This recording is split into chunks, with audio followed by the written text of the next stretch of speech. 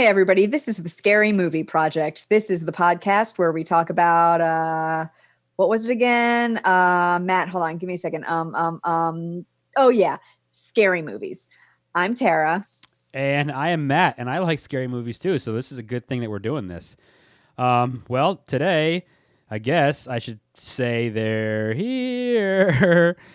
A family's home is haunted by a host of demonic ghosts in the original, I should point out, 1982 film Poltergeist. Sorry, that wasn't probably a very good Carol Ann impression of "They're Here," but I gave it a shot. So anyway, that's okay. You did admirably. I did what I could. Yes. For not being a 5-year-old girl, you did quite well. I thought so. Not bad, right? I know. Not bad. So this, we must preface this by saying that Poltergeist, although we probably would have done it later at some point, we're doing it sooner because Poltergeist was requested by listener Sarah. Thank you. So thank you, Sarah. Thank you, listener Sarah.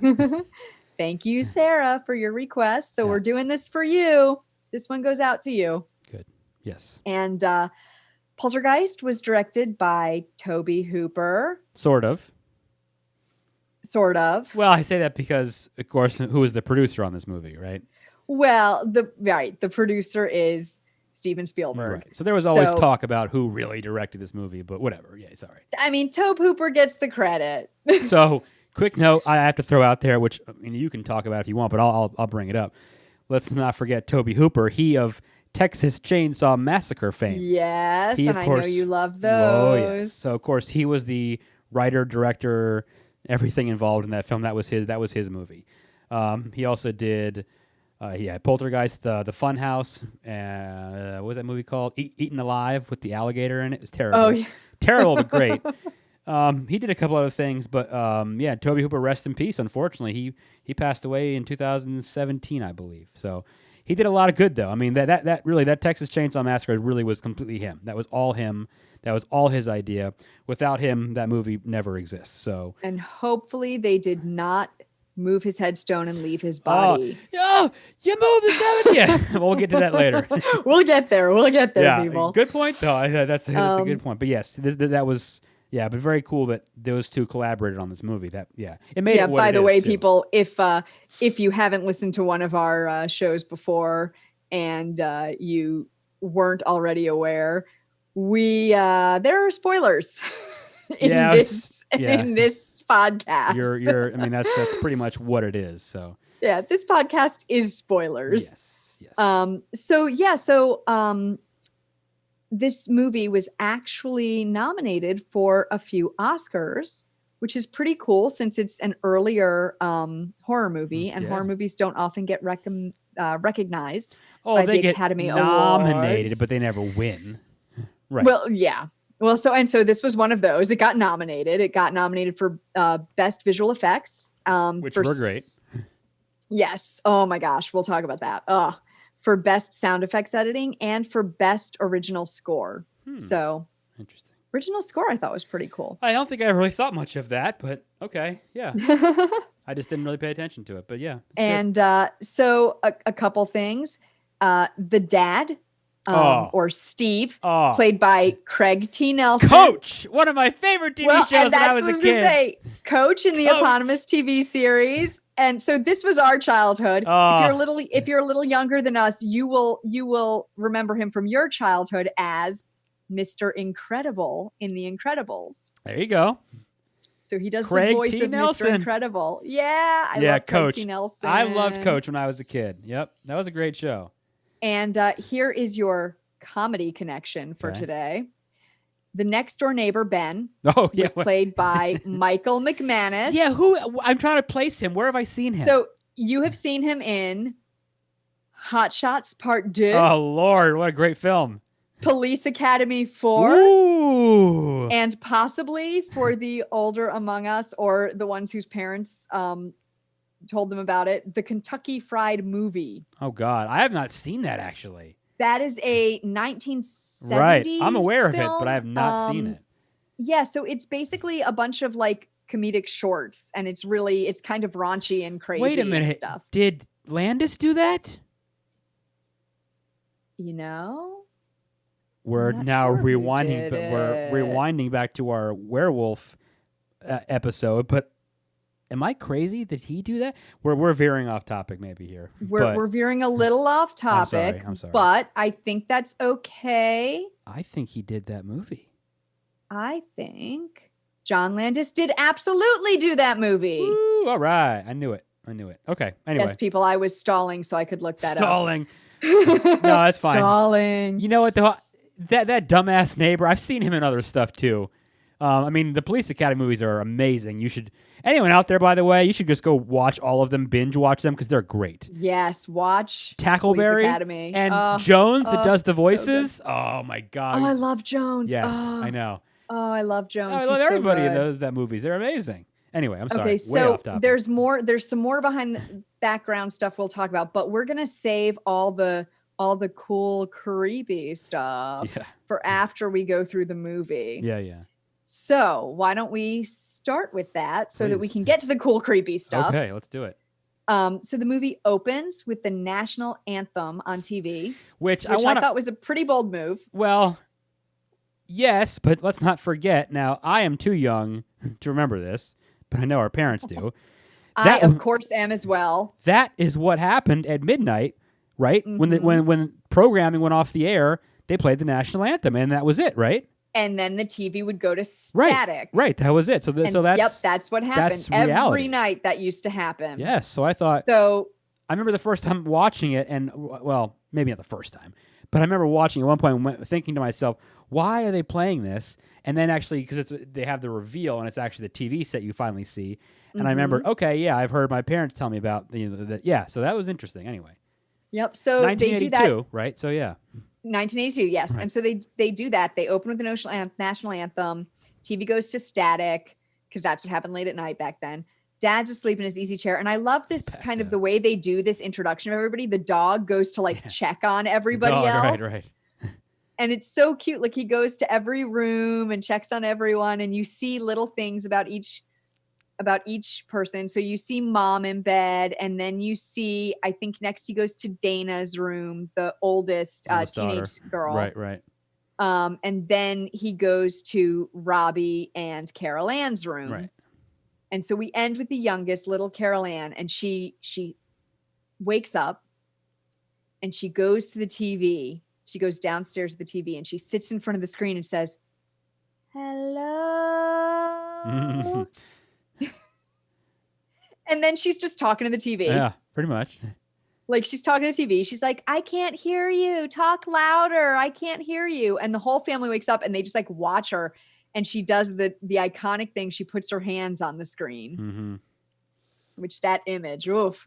I mean, talk about casting. This perfect little blonde, little girl that is just like the perfect innocent little child for this kind of what's going to happen in the movie. So right? Apparently Spielberg noticed her while she was with her mom when her mom was going in an audition. Is that right? On the studio lot. And he noticed her, and apparently she laughed through her whole first audition, and she was terrible. How old? But he just saw something in her in this movie. She was 5. She was really okay. I mean, she actually 5. She is. Yeah, she is very little. Yeah. Okay. All right. Yeah. So there's that little tidbit for you. Okay. Cool. So then we have the opening credits, and we see this peaceful looking town set in the countryside. It's typical suburban bliss. So it's what it is. What I love is that it's that total, what's the word I'm looking for here? That slice of suburbia in Southern California that during that time, all these houses were popping up. Yes. People were moving out of, people that were living or working in LA were moving to these suburb areas right outside of the city, and these planned developments were opening, and this was part of Americana, and what the suburbs. I mean, suburbs started after World War II, of course, but this was all these planned communities, and these houses are so typically Southern California. It's oh yeah, it's just a total, just look at what. It's just a look at what was going on at that time in the world, in the country. And then there's all the kids riding around on their bikes, And then there's the remote dude control riding a bike. cars. Yeah. The older man riding a bike, and he gets the kids like attack him with their toy Right. remote control cars. Right. And he's running into to watch the football game at the family's house that we are focusing on. I forget their last name. Freeling, at the Freeling's house. Yep, Freeling. Yep. So he's watching the football game. Dad's watching the football game with his friends. Mom, Diane is the mom, is upstairs cleaning the kids' rooms, and she notices their pet bird has died. I love this line. Oh, she says, "Oh shit, Tweety, couldn't you have waited for a school day?" Yes.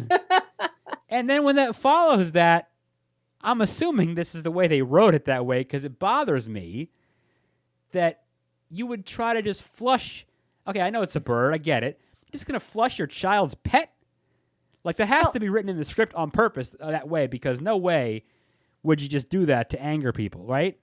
Also, I feel like, look, that thing would have clogged the toilet so yes, bad. It's impossible. Like, that you was can't never put a bird down going a toilet. to go down the toilet. Right. I'm sorry. I don't mean to be like...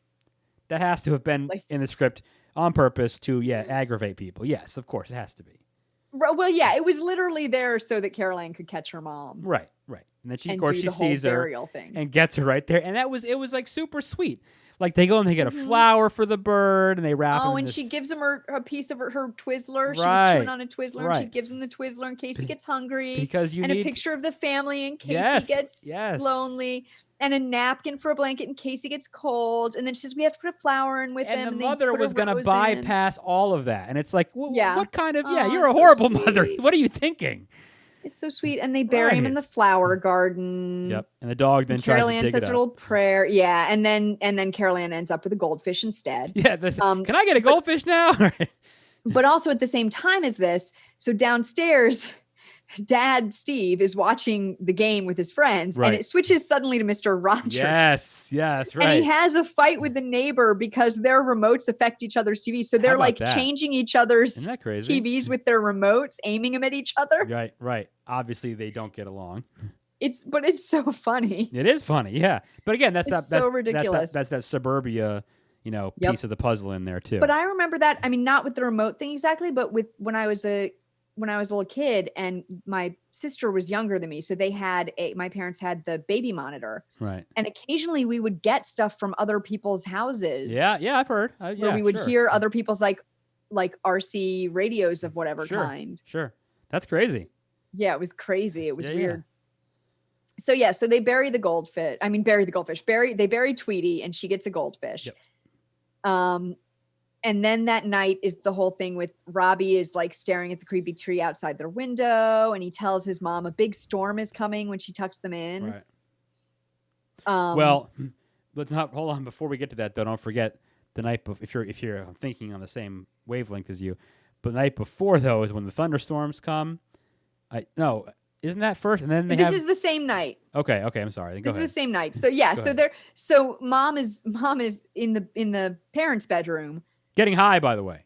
They're getting high, right? They're smoking some marijuana. They're getting a little high. So getting stoned. Maybe a lot high. Yeah, a lot high, I think. And mom is looking up nocturnal somnambulism, and she thinks it might be genetic because she's looking it up because of Carol Ann going downstairs and talking to the TV. Right. Because they're like, she must have been doing it in her sleep. She was sleepwalking. I used to sleepwalk when I was a kid. And she's really worried that Carol Ann will like sleepwalk and fall into this hole that they're getting ready to dig to put a pool in. That's right. Yeah, the pool. Yeah. And this whole scene though, like I thought it was kind of sweet. Like mom and dad are just being silly together. Right. Which you don't get to see a lot like nowadays in movies, I feel like. Well, I mean, it's a good job on trying to make your character. I mean, developing a character is very difficult. Great character development. Right. They have such a sweet relationship, and they make it very clear very quickly. You want to relate. You want to relate to these people. You want to think, yeah, that's me with my kids and my house in Southern California. Of course, yeah. Exactly. You want your audience to like want that, to be like, oh, this is so great. Yes. They're so in love and their kids are so cute. Right. And so then Robbie wakes up and he sees the clown doll, the creepy clown doll that's sitting at the bottom of his bed, and he covers it with his jacket and runs back to bed. And then he goes to the parents' room and is like, the storm is getting closer. And dad takes him back to bed and lays down with them. and he tells him the whole thing about how you can count between the lightning and the thunder to tell if it's going away from you or towards you. Right. So if you guys haven't done this, my parents did this with me when I was a little kid. I still do it. Shoot. Yeah. So the lightning flashes and you count seconds until the thunder happens. And if those seconds, if the time between them gets longer as you're doing it, then the storm is going away from you. But if the time between them gets shorter, then the storm is coming closer to you because the light travels more quickly than the sound. That's right. There's your science lesson for today. For the science lesson. Yeah, there's your science lesson for today. Appreciate that. Boys and girls. We'll have to do that from now on. Children of all flavors. There is your science lesson. So he tells him how to count them. And then Carol Ann, and this is creepy too, and I think she's just being silly though, but she holds up her toy phone and she says to Dad, "It's for you." You tell him to take a message. Tell him to take a message. Yeah, she says, "Take a message," and puts the phone down. I love that. And then he goes and checks on the older sister, Dana, and she hides her phone under her covers because she's talking. Yeah, get off the phone. Yeah. And then later that night, you cut to later that night where both the younger kids are in bed with mom and dad. Yep, they both got freaked out. Yeah, they both apparently got freaked out and went to sleep with mom and dad, which again is like so like typical like sweet family. Mm-hmm. And the bedroom TV is playing the national anthem again, and then it goes to static. And Carol Ann wakes up and she crawls over to the TV, sits in front of it, and this time we see these little sparks of light in the static. Yep. And then a smoky hand shoots out at her, hovers over the bed, and then turns into a beam of light that strikes the wall and shakes the whole dang house. Yeah. And this is the big moment. Carol Ann turns to her parents and Ravi and says, "They're here." I love it. And that is that night. So the next day, the construction people are there digging the hole for the pool. And Dad's on the phone and he's telling, I don't know who he's talking to, but he's telling him, I don't understand his boss or somebody. I don't understand why nobody else experienced this. Like it was a huge earthquake. It had to have been like a 6.5. Right. It's not in the news, not anywhere. I mean, we know what happened, right? Because the name of the movie. Right. We know what happened. We know what's going on. He still thinks it was some strange earthquake. And the kids are being all silly and calling each other names. And, you know, Dana's acting all annoyed. And then Mom asked Carol Ann about, you know, what did you mean saying by they're that? here last night. Yeah, what do you mean? Who's here? And she says, the TV people. Yeah, the TV people. And then, and I don't know if this is part of the start of it or what, but Robbie picks up a glass of milk and the bottom bursts out. It breaks. Yeah, that was and crazy, the milk right? spills everywhere. Yeah, and I don't know. The glass if doesn't like actually fall apart; just the bottom breaks out. Right. The bottom just breaks out. Like the cylindrical shape still stays. Yeah. Yes, that has to be like the first moment that we see. Yeah, for sure. And then Carol Ann goes to look at the TV static on the kitchen TV. Right. They have TVs in like everywhere, by the way. This is the 80s. Hey, TVs everywhere. No matter what decade you live in, you should have TVs everywhere. Yes. And Bobby goes to eat his breakfast and his fork and spoon are bent. Yeah, right. Exactly. Crazy. So this is when we first see these like little weird things happening. Right, right. Dana's going to school and the construction workers are catcalling her. And I'm thinking, so lame. God, isn't she a little young? Ooh. Well, I don't know how old the actress is at the time, but I don't know. She's supposed to be in high school, but it's the 80s. I know she's supposed to be in high school, but maybe it's because I'm getting old. I'm like, she looks like a baby. It's just such a lame scene, though. It's just so stupid. But whatever. I'm not gonna. Whatever. I feel like there must have been more there at some point that got cut. I don't know. So the dog's in the parents' bedroom. He's barking at the wall, and Mom's watching him, and he's like, it seems like he's trying to get something to play with him. Yeah, because like he brings his toy to it, and it's really weird. He's just sitting there, like jumping, looking up at the ceiling where the energy from that TV popped out. Right. And they always say animals seem to have, they have sixth sense about these things or whatever too. So that's interesting. And Mom goes back to the kitchen, and she finds that all the chairs are pushed out, and she had already yelled at the kids about not pushing them in and pushed them in herself. That was great. So she pushes them all back in again. She turns away for a second. When she turns back, they're all stacked like on the table, like really precariously, but not moving. And she turns to Carol and she says, "The TV people?" And Carol Ann says, "Uh-huh." That's great. Yeah. And that was all, that's all practical. And that's from what I understand real quick. That was honestly, like I said, from what I've heard, really literally panning the camera back to her. And as soon as that shot is off the table, it's the crew like literally grabbing chairs and stacking them and panning it back in real time. They had to do it perfectly too. That's what I have heard. Because I like for the sure, bottom chairs are like 2 legs on and 2 legs off. So that's interesting because that's just like, we can talk about this if we ever talk about Halloween. The same thing in that movie where that opening scene where they're coming through the house and they're following and they go up the stairs. Really what's happening in that scene is that they're following with the Steadicam and there's crew running back and forth, turning on lights ahead of time and then turning them off and turning them on and following them as they go to yeah. It's very, I think they had to have had all their chairs already like glued together. Maybe and just put them up there in one piece. Right, maybe it was all put together. Who knows? But yeah, from what I heard, they went in and they just set them and that was it. So yeah, pretty cool. So they set them right while the camera turns away. It's great. Very cool. And so meanwhile, Dad is showing houses to a couple because he actually works for the development as a salesperson. What is he? Yes, he is. I don't know what he is, but yeah, he works. I don't know if it would be a realtor because he's selling new homes. Yeah, I don't know. I don't know if he's a realtor or he's one of their salespeople. He does some sort of real estate. Whatever. He sells the houses for them. Yes. Basically, he sells the houses. He sells houses. Yes. So he's showing houses to this one couple, and he tells them that his family was the first one to move into the development. Phase 1, phase 2, or whatever, and all that. Yeah. In phase 1, so that will come back later that they were in phase 1. He's showing them a house, I think, in phase 4. And then he gets home from work and Mom is really excited. She's freaking out. She can barely get him in the house and he still has like the trash can in his arm. Yeah, she's like pulling him in. The garbage can with him. Yeah.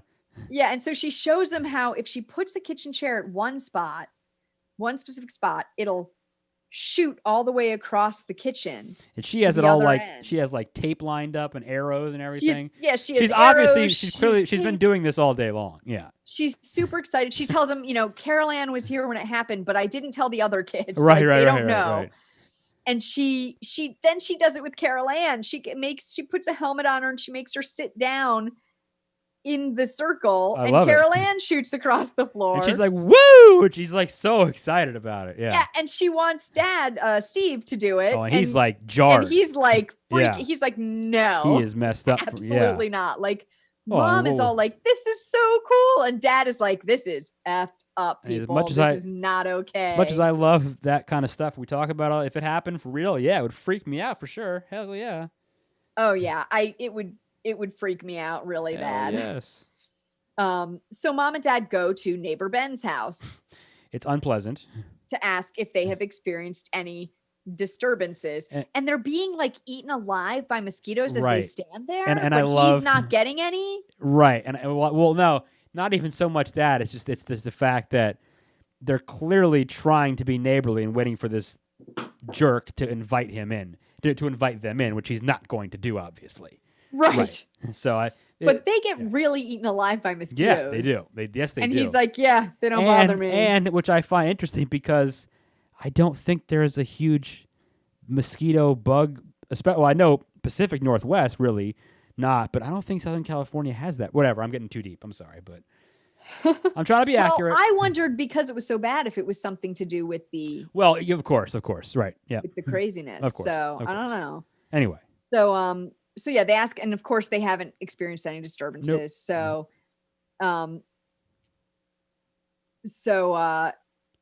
Dad says, I'll call someone in the morning. And I love it. They go back home. Dad says, I'll call someone in the morning. And Mom says, oh yeah, who? Furniture movers we got. There's no strange disturbances in the listing. Right. So Mom thinks Dad is overreacting, but he doesn't want anyone to go in the kitchen. Right. And then let me see, Robbie.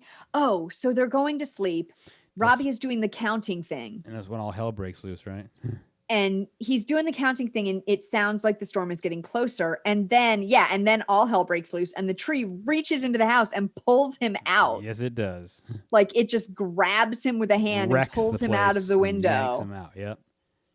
And then the closet opens, and a light is coming out of it, and a voice whispers at Carol Ann, and it starts pulling things. Like things start like suctioning in. Yep.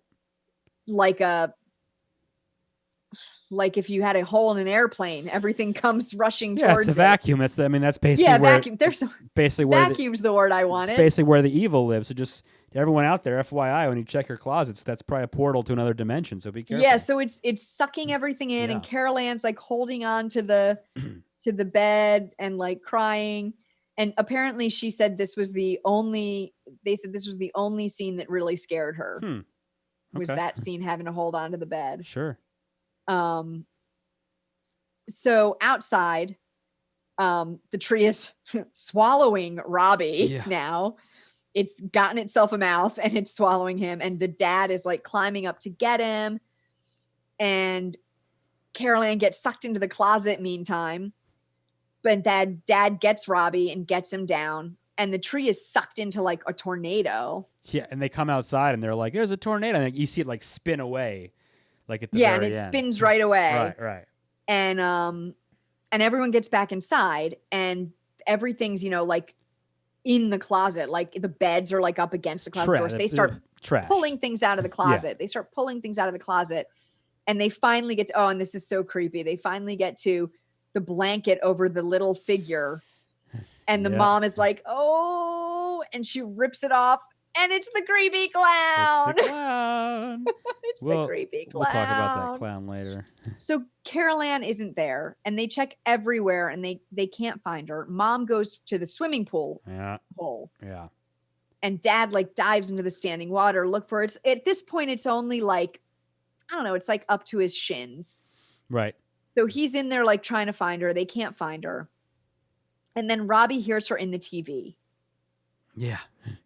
Which is something that doesn't happen every day. Yeah, not every day. Not most days even. No days. So cut to dad at a university parapsychology department. Yep. Talking to Dr. Lesh and her two assistants. Marty and Ryan are their names. Yes. Okay. And they want to do an investigation. So they come out to the house. And I noticed this. I feel like every movie I've seen with paranormal investigators, they always have a big white van. Of course. You got to have a big with white no van. Windows. That's right. Like, they always have the big white van with no side windows. That's right. Big white van to pull up and do your investigating in. Yeah. I mean, I guess that makes sense because you have all your, like, equipment and everything. That's but right. It struck me as funny. Oh, it is funny. Van. So one of them, I think it's Ryan, maybe, is telling the dad as they're like coming into the house and everything. They're about to open the bedroom door, and he's like, "Yeah, we once had a toy car that moved 7 inches in 7 hours." He says something about 7 hours. Yeah, and dad Steve just nods at them. I He's remember just like, that. That was crazy, right? Yeah, and they're like, "It moved 7 inches in 7 hours." These guys are and clearly like, into what they're doing. Yeah. So he opens the door, and they've said, by the way, what's it like in there? And they're like, well, we haven't gone in. We don't go in there anymore. So he opens the door, and the whole bedroom is just full of flying shit. Yes, it's like a tornado. Everything's flying around. Yeah. The investigators, they're shook, man. I mean, could you imagine? Yeah, I can't. I can't. Yeah. And they can't either. They're like, wait, what? They've done this. Yeah. So Dr. Lesh tells them it might be a poltergeist, not a traditional haunting. And what she says is hauntings are connected to an area. That's right. Poltergeists to an individual. That's right. So if it's a poltergeist, it could end any time. Like it could end after a few months. If it's a haunting, it could take years. Mm-hmm. Which we're gonna have to come back to this because I think in the end it was not a poltergeist. Okay. But the movie's Poltergeist. So I don't know. I'm confused by this. Maybe we don't have to come back to it. Maybe we'll do this now. Okay. All right. Go ahead. Jump in. we find out at the end. Well, no, we'll do it at the end. Okay. All right. We'll do it at the end. So Mom turns on the TV and she calls out to Carol Ann, and the dog starts acting weird, and Dana's crying. Yeah. Basically all Dana does in this movie is cry. Hot mess. Yeah, she's a hot mess. She does just cry the I'm whole not time. surprised Right. though. I would be a hot mess too. Yeah, so yeah. no shade on her. No. She's just kind of a hot mess. And so the mom is talking to Carol Ann, and Carol Ann tells her there's a light. And Dr. Lesh immediately is like, tell her to stay away from the light. Tell her to stay away from the light. And then a vortex opens in the ceiling and old things just start falling out. Yeah, like jewelry and watch. Yeah. A bunch of crap just falls out of it. Because she notices later, she's like, one of these is like 30 years old, and one of these is from like a month ago or something. Yeah, later on, she's like, this is 100 years old. Right. And this is like a few years old. Right. And yeah. And so then Carol Ann is like, something's coming. And they kind of lose her. And then the mom is like standing there, like trying to get her. And this wind goes through her hair, and she says, it's her, my baby just went through me. And she's freaking, I smell her. And she's smelling her scarf she and passes getting through, everybody to smell the scarf. Yeah. So she feels Carol Ann pass through her, but Carol Ann's not there. And then there's these huge footsteps that they hear, and an even bigger wind goes through the room. Yeah. And in meantime, Marty has been upstairs investigating, and he had tried to go into the kids' bedroom. He comes back downstairs and he says something bit him when he tried to go in, and it's this huge bite. It's all through his like whole like side of his stomach and everything. Yeah, it's like nip to hip. Yeah. I mean, it's huge. Yes. Scary. Yeah, and he says he didn't see it. He's like, I don't know, I haven't looked at it yet. But that's something that you hear about all the time in these paranormal investigators. People getting bit. People getting attacked or scratched or bit. That's legit. Oh yeah. Yep. People getting scratched and bit. Oh yeah. You hear it all the time. That's so par for the course. So that night, the paranormal investigators, they spend the night downstairs in the house. Which I will point out, by the way, because being, that we get our hands on gear and we shoot stuff and we do stuff. I mean, having on, equipment all the time. I just love to look at the old gear that they have, from something that's like 30, 40 years old. The old, CRT monitors. But at the same time, you can make fun of it. But it's funny because they're actually, if I were to go and do this in someone's house, I would have the same exact gear today. Just, a newer version of it. It would have a smaller footprint, obviously. It'd be all digital. But we're doing the same thing. We're just having a camera that's sitting there. It's recording. We have backups recording. We have audio recordings. So it's so funny to see that, the gear itself maybe changes, but the process is always the same. It's funny. Yep. Yes. And so the paranormal investigators spend the night, and Mom and Dr. Lesh are talking. And at one point, Dr. Lesh says, so if that was the way out, where the stuff dropped in the living room ceiling, right, then maybe somewhere in this house there's a way in. Mm-hmm. And by the way, I want to mention one thing. I think I never knew what her name was, but that's actually kind of hilarious because you said Dr. Lesh is her name. When I think the reality is, I think she's a drunk, and her name should probably be Dr. Lush. Oh yeah, because she has the flask. Because she's just walking around with a flask the whole movie. It's so random. I don't really get the point of it, but it's like, okay, lady, you got some problems maybe from doing this for so long, so you are just hitting that flask like it's no joke. And she shares it with Diana. She sure with the does. mom. Oh, I love it. Anyway, sorry, that was great. And then, so Robbie is sleeping on Mom's shoulder, and he wakes up, and Dr. Lesh tells him about the belief that some people have that there's this white light that you see when you die, and you go into it and you become part of it, but that some people resist it and they hang around watching light. And they also don't know that they're not dead. They don't know that they're dead. Right. Yeah. And some people get lost on their way to the light and they need help to find it. Right. And so she's telling about these different kinds of situations, right? Yeah. And then everyone goes to sleep. I've heard lots of stories like that of hauntings or people. They don't know that they've passed on. They don't know. Yeah. Yeah, definitely. And so everyone goes to sleep except for Marty and Ryan. And Marty goes off to the kitchen for a snack. And okay, great. first of all, First of all, who in someone else's house who you barely know decides to cook yourself a big old steak? You know, I was thinking about that too, but I realized without asking. True, but you know what? I was thinking about that, but I didn't. I thought, okay, these guys are here for like 24/7, for a week or however long it's going to be. You're trying to help them. You know what? If you're in that mindset, screw it. I'm cooking a steak at their house too. I'm gonna eat your steak. Yeah, I'm eating a steak. Okay, fair point. Yep. And to be fair too, it makes for a great special effects moment. Well, they had to use the steak to make this scene. Of course, it was when it starts crawling across the counter, and then meat just bursts out of it. So all gross. this meat, Yep. so gross. And then he's eating that chicken wing, and he drops it, and the chicken wing is covered in maggots. Yes, and then he goes to wash his face. Yes. And it just starts coming off. And so he's like pulling his face off. It's so gross. Oh, it's gross, but the makeup is also terrible in that scene. The makeup is it's pretty bad. But yeah, and then he kind of like comes to. It's still gross though. Oh, it still grosses me out. It's effective, right? And then he finally comes to, but it's like, okay, this house is clearly doing some really weird stuff. And everything's normal. He's fine. His face is fine. Okay, people, just to be clear. Yeah, he comes face to. is fine if you're worried about Marty's face. Clearly, this house has is doing some things to people. Yes. And so Ryan has been sitting here by the TVs with the security cam that all the cameras are pointing at. He's not even watching. He's just like listening to his headphones and drawing. He's just chilling. He's actually, did you notice what he's drawing? I actually didn't know.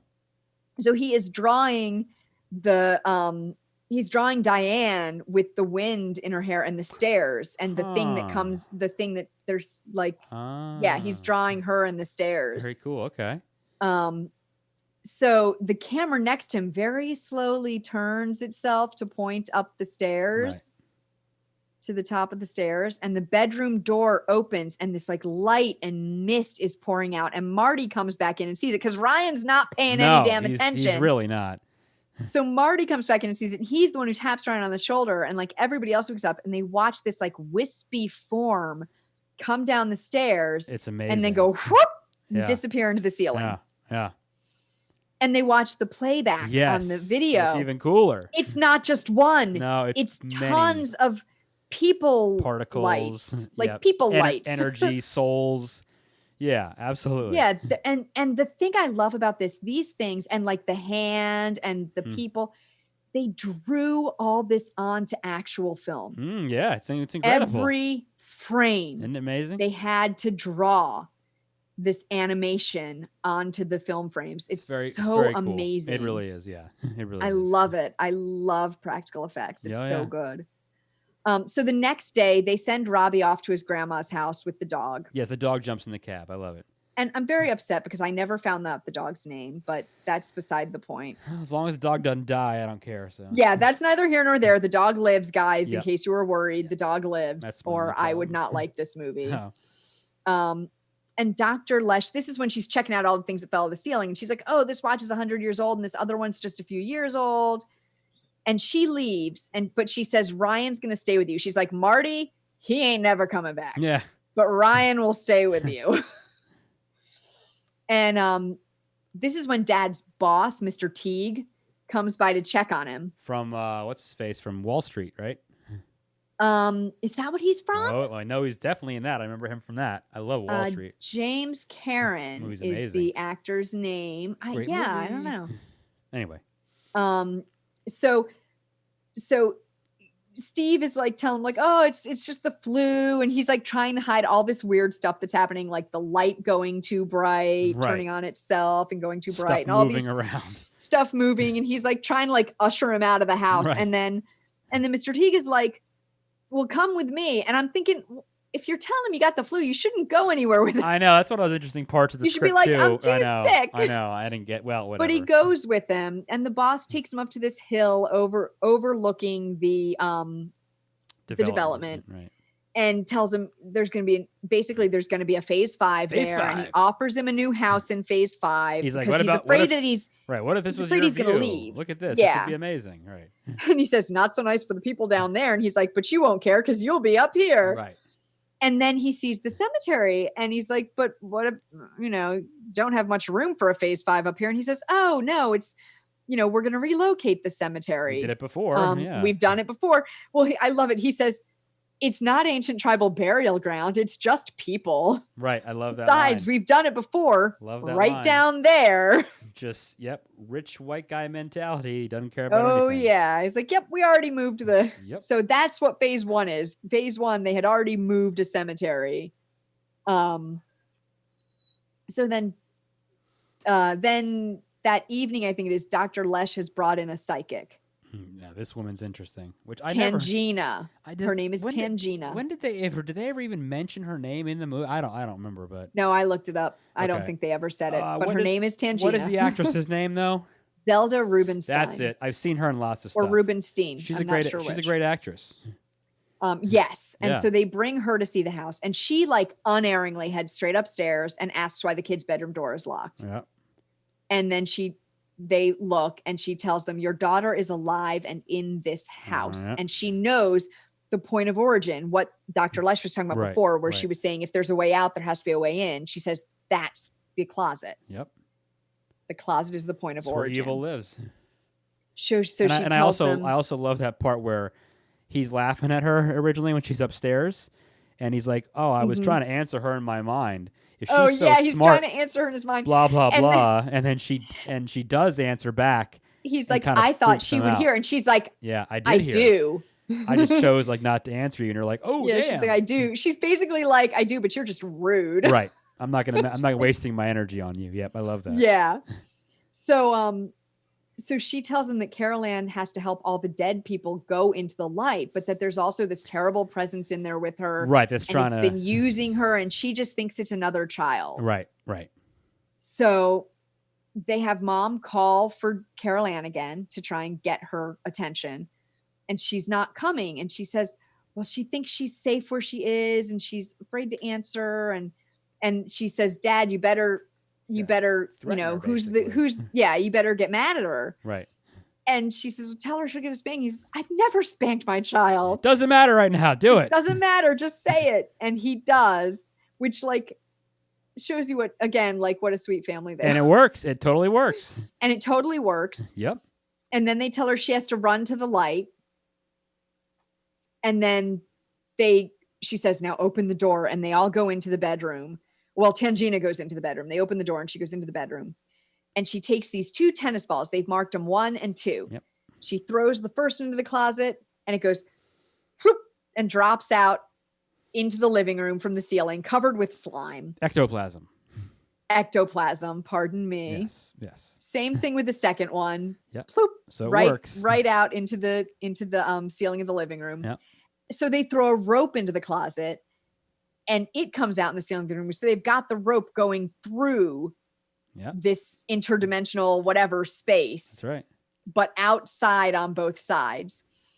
And I love this. Tangina is going to go in and get Carol Ann. And then mom's like, no, I'll do it. And she says, she says, you've never done it before. Neither of you. Neither of you. And she's like, she freezes. Okay, you go. Like, okay, all right. She's like, okay, you go. Yeah, I mean, you weren't going to stop you're not going to stop a mother from going to get her child no matter what. Right. But I love it where she's like, you've never done this before. Neither of you. Good point. Yeah, like, you're right. Okay, go ahead. So they tie the rope around mom's waist. She goes in for Carol Ann. Tangina calls, go into the light. And Steve freaks out because he's like, they're not supposed to go into the light. Like, tell me when I'm supposed to pull. And what's going on here? Right. But then he freaks out when she says go into the light. And he's like, what is she doing? So he pulls the rope early. And she also starts calling all the other spirits to release. Yes. Yeah. So I think what she's doing is she's trying to tell Carol Ann to go to the light so that the spirits will go to the light, but then Carol Ann won't actually get there, hopefully, I guess. Yeah. But so Steve pulls the rope early. This huge evil head comes out of the closet. I love it. Oh my God, that got me. I was not ready for that. Kind of scary. I was not ready for that even this time when I watched it. And then Mom and Carol Ann just fall out of the living room ceiling. And they put them both in the bath to revive them. Yeah, they both come back. They're fine. And then the other really famous line, one of the other really famous lines in this movie. This house is clean. I believe then reenacted very well by Ace Ventura also. Okay, true. Yes. True. Yes. Yes. I had to throw that in there. And we cut to they're moving out because days later, everyone's fine. But they're moving the F out. They're done. Oh, yeah. And mom's got like her gray streaks from going in after Carol Ann. I like that. Yeah, that was really good. So dad goes in to tell Mr. Teague they're leaving. Right. And mom goes upstairs to take a bath and dye her hair. And the kids are playing in the bedroom. And they're not going to spend the night there that night, but they put the kids to bed and they're just going to wake them up and take them to the hotel when they leave. He's like adamant about we're leaving tonight. Yeah, he's like, we're not staying here tonight. Right. So Robbie and Caroline go to bed. Robbie tries to cover up the scary clown again, but like he throws his jacket and he misses. Oh, yeah. And then the head has come off of Caroline's doll. And I don't know if it was already off when they were playing. I don't remember. Or if that happened, or if that was one of the creepy things that just happened. I don't know. But Robbie hears a noise and he sits up and the creepy clown is no longer on the chair that it sits on. Yeah. And he peeks under one side of his bed. This is one of my, I don't have a fear of clowns at all. Oh. But I can't say it's one of my favorite scenes ever. It's my favorite scene in this movie. And it is a pretty creepy, it's a pretty great scene. That's the best I can say, I guess. I'm not a big fan. I love this scene. Probably because it's so scary to people that do hate clowns. It's like a perfect, just terrorizing moment for them. Okay, so what happens is the creepy clown is gone off the chair. He peeks under one side of his bed, nothing. Peeks under the other side of his bed, nothing there either. He sits up and it grabs him and drags him under the bed. Wraps him around his neck and pulls him under the bed. Wraps its arm around its neck. It's got this really long arm wrapping around his neck. That's like the stuff of nightmares right there, dude. Yeah. And mom has like gotten out of the bath and she's laid down in the bed and she hears Robbie, yelling. And so when she gets up, though, something like holds her down and then it pushes her like up the wall. So what and across the ceiling. Down the other wall. About that scene, and I guess I'm going to go with the time these were made, was I have to wonder, was the Nightmare on Elm Street scene where that woman Tina gets murdered, was that taken from this scene? You know what I'm talking about? No, because you know what? Don't tell me. I'm going to tell you my secret shame. Oh, no, you know what? Don't even admit it to our listeners. I know what you're going to say. We're going to leave it alone. I know. I'm going to admit it because they'll know when we do it. Right. I've never seen Nightmare on Elm Street. All right, so we're going to move past that. But now I am waiting. It reminds me of a scene. So that I will watch it when we do it, and it will be my first watching. All right, so for the podcast. So I won't bother with it, but tell me if when you do watch it, if it reminds you of that scene. Anyway, go ahead then. Okay. I'll have to remember and tell you. That's what it reminded me of. So I think when they do that, do you know how they did that? I have a guess, but I'm not sure. Okay, so the Nightmare on Elm Street scene, the way they did that was they had a rotating room. Okay, that's what I thought. Where basically what's up is down, if you get what I mean. Where that's everything what I thought. Is shot that level, but then they flip video or they flip the image. Well, and so basically you take the camera and you attach it to what will be the floor. Yeah. Yep. And then it goes around with the room. Yep. Yes. So that it looks like she's either that, going around. Or I think they could just flip the frame or whatever. But yeah, that's pretty much how it went. Yep. It's very cool. Yeah, I think that's I don't know how details they did it. on it. That's yeah, my guess. I know that's how they did the Nightmare on Elm Street scene. So I would guess that's pretty similar. So mom can't get in there right now. She and the closet door has these like creepy like roots and things like coming out of it. That's when you know like evil is in your house. Like you need to get out. Right. When you get the creepy roots, guys. This is bad. Look out for creepy roots. Something in your is closets. growing in your house at this point. Evil is like real. Is like no joke. Yeah. And so a monster, like one of the things gets between mom and the kid's bedroom door. I don't know what it is. A demon, a monster. Oh yeah, that thing is scary. It looks almost like kind of like a big ghost skeleton dog wispy thing. I don't know. It looks like something. It looks like something you would see in like what am I trying to? I'm trying to play something I've seen years ago when I was a kid, and I can't think of whatever. But yeah, it's But definitely scary. it keeps her from going in the kids' room. Right. And so she runs outside to look for help, and she falls into the pool where, oh my God, dead bodies and coffins start floating Headstones. up. And by the way, those skeletons, people. Oh, yeah. They're real. I heard that too. I heard they were real. Because apparently it was too expensive to make fake ones. I could see that. So those are real dead people. Oh, geez. All right, we're going to move past that. But anyway.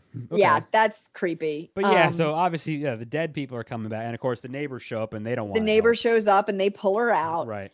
And she runs back inside for the kid. But this is when they have the scene where the hallway like elongates itself. Oh, I love that shot. And so she can't get there. She can't get there. Oh, it's such a good shot. I don't know if they do it just with camera. That's the Zolly, isn't it? Yeah, with just a Zolly or what? But but it's so far that it goes. It seems like more than you could get with a Zolly. Yeah, they definitely use the regular zoom in, pull out, whatever. But they add effects to make that hallway longer.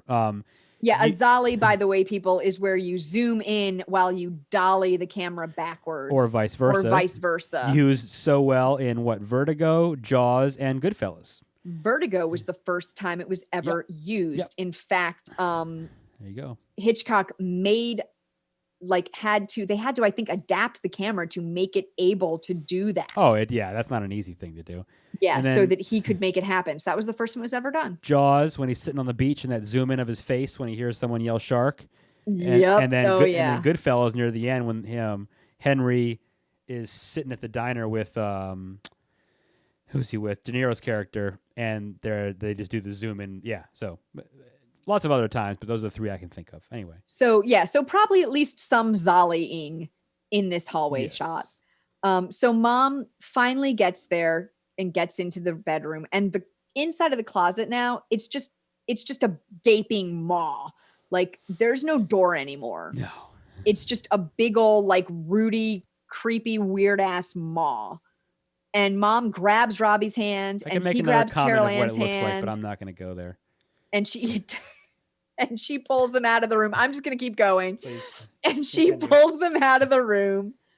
And then dad gets back and they're like trying to get downstairs. He's dad like, runs to the front door. God. He can't get in. Yeah, he can't get in. They can't get out.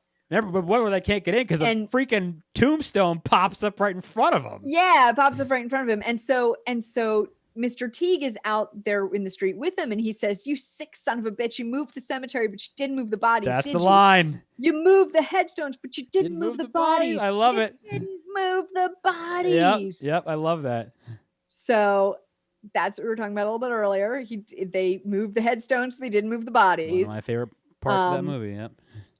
And so the family gets in the car and they like out of the driveway. And Dana, like, they pull out of the driveway and they're getting ready to leave. And Dana, like, gets dropped off by her friend. And as soon as she steps out the car, she starts screaming. Just like, yeah, I know. Yeah, you're right. All she does is cry and scream in this movie. You're right. Yeah. I mean, it's what I would do. So I don't judge her for it. I guess. But it's pretty much her role in this movie is to cry and scream. Yes. That's all right. So they get her in the car and they get the hell out of there. And Mr. Teague just like stands in the street, like watching in horror as the whole house just collapses in on itself. Until there's nothing but an empty lot. Nuts. And by the way, I think they made a model and they somehow like used the vacuum cleaner I think, or something. Oh, maybe. I think that's how they did it. I don't know. I could be wrong. That's what I heard. I don't know that one, but maybe. And it worked very well, apparently. I mean, yeah, it's kind of cheesy, I guess, but it works. It works. Yeah, it doesn't perfecly hold up nowadays. No, but you know what? It's okay. It's still pretty good. It's like good. You get the point. Yeah, I don't have any complaints about it. So the family then shows up at the Holiday Inn that they were going to spend the night at. And oh my gosh, and did you notice this? They let themselves in. The dad lets themselves in with a real key. Remember when hotels had real keys? Yes. No, I don't really either. You know what though? I actually prefer the cards. They're much better. But anyway, the cards are so much easier. Yes. You put them in your wallet. And then they can re-scan them differently for different people. So if someone walks home with home with a card, they can't still get into your new hotel room. Right. Anyways, so they go into the room, and this is my favorite thing. Yeah. I love it. The door closes behind them, And then like a couple seconds later, the door opens again and dad shoves the TV out because F that. Rolls the TV out and shuts the door. And just shuts the door. That's it. So that's the end. That's it. Yeah. So that's the whole movie. That's a lot of movie. I like it. I like that it's, you've got a somewhat of a dream team with Tobe Hooper and Spielberg together on this thing, and that's a key part of it. There are certain parts to me where it's kind of interesting, and I kind of like when all hell starts to break loose when the tree comes alive. In a way, to me, it kind of just comes out. I don't want to say it comes out of nowhere, but it seems like we don't have all this much buildup, and it kind of just like boom. Now we're into this, which I thought was kind of jarring a little bit. I thought that was interesting. Some of the lines are, I don't know, here and there. It's not perfect. There are some issues with it. But overall, I think it's very good because it also tells you in the end, you had this idea of this American dream, right? And it so did not happen. This went as wrong as humanly possible. This whole idea of, the nuclear family with the wife and 2.5 kids and, you have this great home, this great job. No, not so much. It went upside down on you and turned your life upside down. Now, no one died. Everyone lived, of course. None of that happened. But clearly it did not work out. So things are not what they appear to be. And the evil from this, developer, what a bastard with the stuff this guy did. I mean, that's horrible. Oh, yeah. And it's really the nightmare that lurks beneath the surface of suburbia. Yes, that's right. All this is about. This is all about what we think life would be like in suburbia. Yeah, it's not. None of it's true. None of this is real. It's all an illusion in your head. And God, I hope my house doesn't implode if I live in suburbia. But and then also, I love that for Simpsons fans out there, you probably remember that Halloween episode where this is similar to where they had a house like that and it disappeared at the end, just like in Poltergeist, which is kind of neat. So I like that portion of it. But yeah, no, I mean, it's a classic movie, and, it's held up well. I have not seen the remake. I never saw the sequels, to be honest with you. I'm not interested in them. I mean, I don't know, maybe one day. But I'll stick with the original, and it does what, it's crafted very well, and there's attention to detail in it. It's been a long time. I have seen the second one, but it's been a really long time. Yeah, I just, it was a movie to me that I don't need sequels. I don't need any more. I'm good with this. We might have to watch it at some point for the podcast, but if the viewers demand it, then yes. But otherwise, yeah, I don't know. Viewers demand it. I don't. Yeah. I'm here for the viewers. This is why I'm here. So let's see. Do we want to talk a little bit about the curse before we go? I should probably say. I'm sorry. I should say listeners. The listeners. Viewers. I'm sorry. Yes. Yeah. Let's quickly touch on that. That's some twisted stuff. I'll let you go into that. Or you want me to? Okay. So first, Dominique Dunn, who played Dana. Yeah. And this is. This is an awful. Just so awful you know, story. this is bad. She the same year the movie came out, several months after it came out. I was going to say, try like a few months later. Not even, yes. She was strangled by her extremely abusive ex-boyfriend and died 5 days later in the hospital. That is an awful story. He was apparently, I don't know if you know this, but he was apparently so abusive that she played an abuse victim on Hill Street Blues. Okay. And he beat her up the night before, and they didn't even need makeup for the part. Oh, my God. Wow. So also, just to note, she was very superstitious and she believed in the paranormal. So she believed in all this stuff. And then the other big one, right? Well, of course. Well, the one you're going to say is really the big one, but yeah. Right. The biggest one that people know is Carol Ann, Heather O'Rourke. Heather O'Rourke, that's her name. That's right. So this was during the filming of Poltergeist 3 this started. She had some flu-like kind of symptoms and it turned out it was caused by congenital intestinal stenosis, which is an intestinal blockage.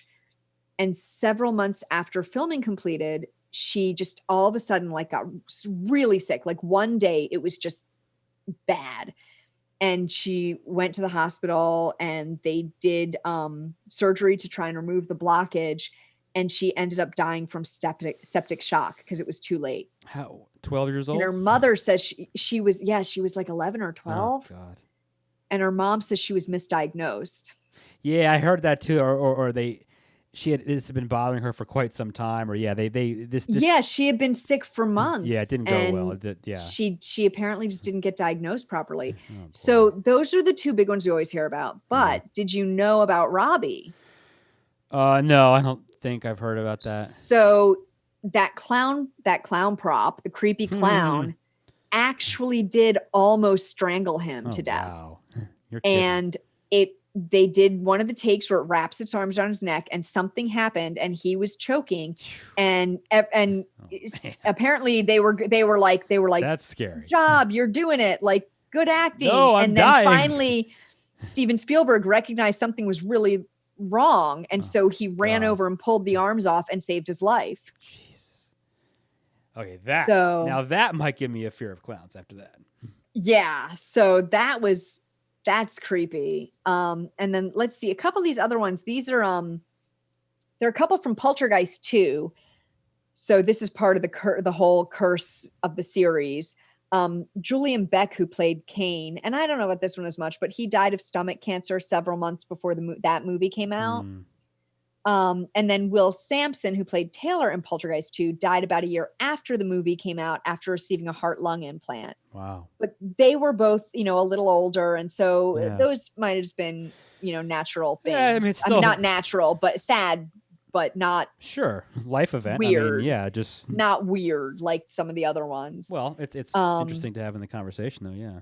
Yeah, and Will Sampson, also, he was Native American. He performed an exorcism one night on the set of Poltergeist 2. Ooh, okay. And everybody said the next day they felt relieved. Yikes. They felt better. Wow. Okay.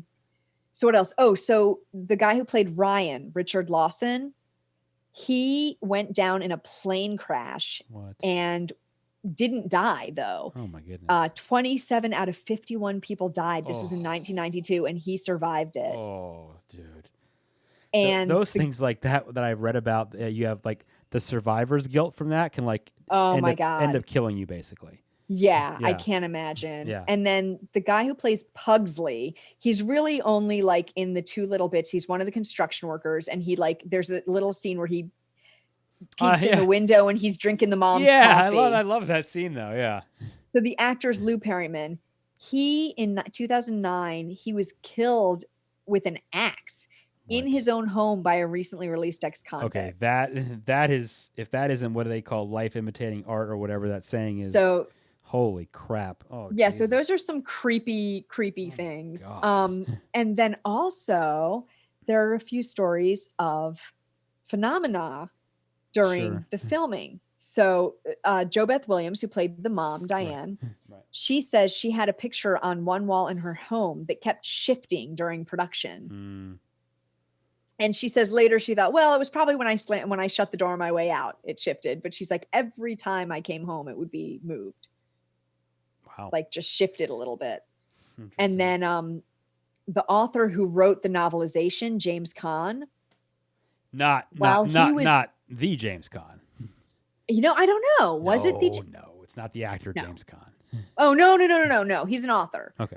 No. Sorry, I just don't want an to. author. No, I don't want to confuse our listeners. Yeah. So while he was finishing up writing the novelization, a lightning bolt struck his building and blew the front of his air conditioning unit across the room, and it hit him in the back. Stuff like that to me means something. And stuff like all these creepy. All these stories you're talking about, that's too crazy for coincidence for me. Okay, and here's the last one. So Gil Keenan, I think is his last name, who directed the remake. He says that the house they rented to film the movie had phenomena in it, like stuff was going on in it, like shorting lights and things like that. And the house that he rented to stay in while they were filming, he says it had a lady in black. No, that's like that's like a lady in white that you hear from every haunting ever. So he says it followed him from set to that house and back and forth. And he says when he left and went home, it didn't follow him, but the owner who he had rented it from went back to stay in it and then asked him if he had seen it. Okay. So I don't know. All right. But there's your curse stories, guys. Yeah. There's your creepy stories for the night. That's definitely something to think about. And I had heard 50% of those, but that's like I said, stuff like that to me that goes past coincidence. That means something to me. I don't know what creepy. I don't know what it really means, creepy. but it means something that you can something beyond what you and I or what anyone has control over, I guess. So. Yeah. So I'll say I found a lot of these on grunge.com in an article there. So I'll put that in the show notes if anybody wants to read everything. I'm sure people would like to see that. Yeah, that's interesting. Yeah. For sure. Scary so stuff. We went on for a while about that. Is there anything else we need to tell our listeners? I don't think so. I mean, see the movie if you haven't seen it. Yeah, if you haven't seen the movie, even though we've talked you through it, see it. It's part of me maybe wants to see the remake now, but I don't know. We'll see it. I kind of want to see it just to see what they did with it. Yeah. Honestly, I really liked the remake of Amityville Horror. So I think a lot of people actually prefer that one, but that's a different story. That's for another time. That's for another time. That's a story for another time. Yeah, no, good movie.